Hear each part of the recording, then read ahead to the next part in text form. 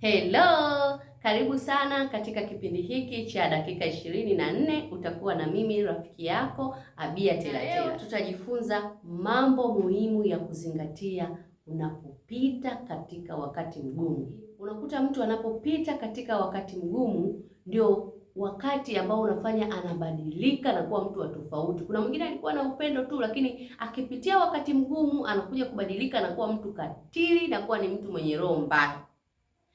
Nyakati ngumu zinaruhusiwa katika maisha yetu ni kwa ajili ya kutuimarisha na kututenga na kutujenga.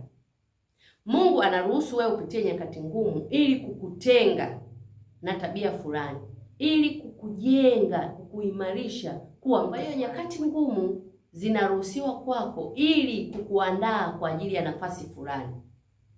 Mungu anapotaka kumwandaa mtu yeyote lazima amtengeneze kwanza, na ndio maana unakuta unapitia kipindi fulani kigumu. Sasa kuna namna mbili. Kuna wakati mwingine unapitia nyakati ngumu kutokana na kwamba kuna yale uliyoyafanya sasa yameleta matokeo. Kuna mambo ulishayafanya huko nyuma yanaleta matokeo ambayo yanakusababisha wewe unapitia nyakati ngumu. Namna ya pili ni Mungu ameruhusu hizo nyakati ngumu upitie kwa sababu anakuandaa kuwa mtu fulani. Kwa hiyo kwa ajili ya nafasi ile ambayo unakwenda kuichukua inabidi akupitishe nyakati ngumu kwa ajili ya kukuchuja. Na ndio maana dhahabu haiwezi kung'aa mpaka ipitishwe kwenye moto. Ni wewe unakwenda kuwa dhahabu, lazima upitishwe kwenye moto ili ung'ae. Kwa yule ambaye anapitia nyakati ngumu kutokana na yale ambayo aliyafanya, unakuta yameleta matokeo, ni ili Mungu akurekebishe, akufanye upya, aondoe kama ni kiburi, aondoe jeuri, aondoe dharau. Kuna tabia ambazo Mungu hazimpendezi, kwa hiyo anazichuja kukupitisha katika nyakati ngumu. Na ndio maana unaweza kukuta nyakati ngumu anapopitia mtu mwingine, nyakati ngumu zinapopita anakuja kuwa mtu wa tofauti, very humble, mtu mnyenyekevu, mtu mstaarabu, mtu mpole. Kama alikuwa anakunywa pombe unakuta ameacha, kama alikuwa ana tabia za ajabu ajabu unakuta ameacha, kwa sababu tayari amepita kwenye ule mchujo wa zile tabia. Zimechujwa zile tabia ambazo Mungu anaona hazifai, zimechujwa, zimeondolewa, anabaki kuwa yule mtu ambaye Mungu anaona huyu atanifaa kwa kazi yangu njema. Kwa hiyo ni mambo gani ambayo ufanye ili uweze kuvuka salama katika nyakati ngumu? Unapofika kwenye nyakati ngumu, kwanza unatakiwa umuombe Mungu akupe hekima na utulivu. Inawezekana nyakati ngumu, labda watoto wamefukuzwa ada, au nyumbani pale unapodaiwa kodi umefukuzwa kodi. Yaani kuna mambo mbalimbali ambayo yanatokea kwako yanakuwa ni magumu, ambayo unaona kupata solution, unaona ni mzigo, unaona ni msalaba. Kwa hiyo unapopitia hayo mambo magumu, cha kwanza unatakiwa muombe Mungu akupe utulivu, akupe hekima.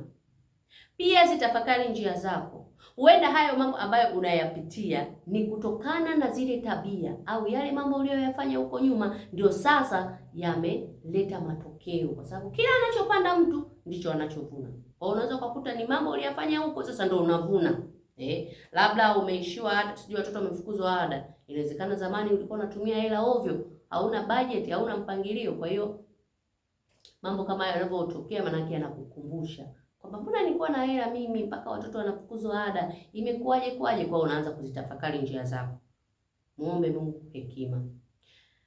Na nyakati ngumu mara nyingi wale walio karibu yetu huwa wanakuwa mbali, wanaondoka. Hilo lisikushangaze, kwa sababu hata Yesu naye alipokuwa kwenye mateso, alipochukuliwa anaenda kusulubiwa, wanafunzi wake walikimbia. Japokuwa Petro alimfuata, lakini akiulizwa wewe ulikuwa naye, anakataa. Kwa hiyo nyakati ngumu tambua kuwa hautokuwa na mtu karibu yako, utakuwa peke yako. Na ndio maana ni vizuri sana katika nyakati ngumu ukawa karibu na uwepo wa Mungu, ukamwomba Mungu akuongoze. Kwa sababu baada ya nyakati ngumu unatakiwa uje na matokeo ambayo ni mazuri yatakayobadilisha maisha yako.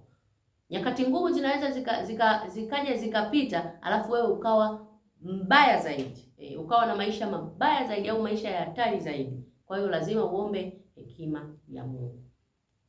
watu hawatakuwa tena karibu na wewe. Lazima umsogelee Mungu, umuhitaji Mungu.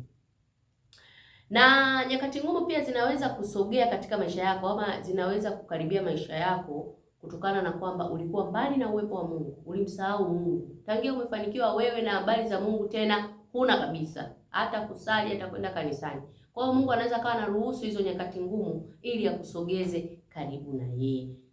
Na ndio maana unakuta baada ya changamoto, unakuta wakati ule wa changamoto unakuwa karibu sana na Mungu, unakuwa ni mtu unayeshiriki sana maombi. Ni kwa sababu Mungu anatamani kuwa karibu na wewe, na ndio maana anaruhusu nyakati ngumu zikupate. Mwisho kabisa, ningependa kusema nyakati ngumu humpata kila mtu. Sasa angalia, hizi nyakati ngumu zinaweza kukufanya ukawa mtu bora ama ukawa mtu hatari. Chunga sana. Chunga sana maneno unayoongea wakati wa nyakati ngumu. Chunga sana watu unaoambatana nao. Chunga sana namna ambavyo unatumia muda wako katika hicho kipindi. Kama utatumia muda wako kulalamika, kumnung'unikia Mungu, utaishia kuwa na wakati mbaya zaidi. Kama utatumia muda wako kwa ajili ya kumshukuru Mungu na kuomba Mungu akuongoze na kukupitisha salama, utaishia kwenye ushindi na utakuja kuwa mtu bora zaidi. Sababu ni lazima kila mmoja apitie hizo nyakati, iwe ni mwanamke, iwe ni mwanaume, iwe hata awe shujaa wa namna gani, lazima apitie hicho kipindi cha nyakati ngumu. Kwa hiyo kuwa karibu na Mungu, tangulize Mungu, hayo yatapita. Inawezekana unaniangalia saizi, unanitazama saizi, upo katika wakati mgumu, labda unajifungia ndani, unalia, unahuzunika, lakini nakwambia haya unayoyapitia saizi yatapita. Msogelee Mungu. Hiki ni kipindi kizuri cha wewe kumsogelea Mungu, kumuomba Mungu akuongoze, kumuomba Mungu afungue macho yako uweze kuona. Maana ukisoma kwenye neno lake anasema, nayajua mawazo ninayowazia mimi, si mawazo mabaya, ni mawazo ya amani ambayo yanawapa matumaini siku zenu za mwisho.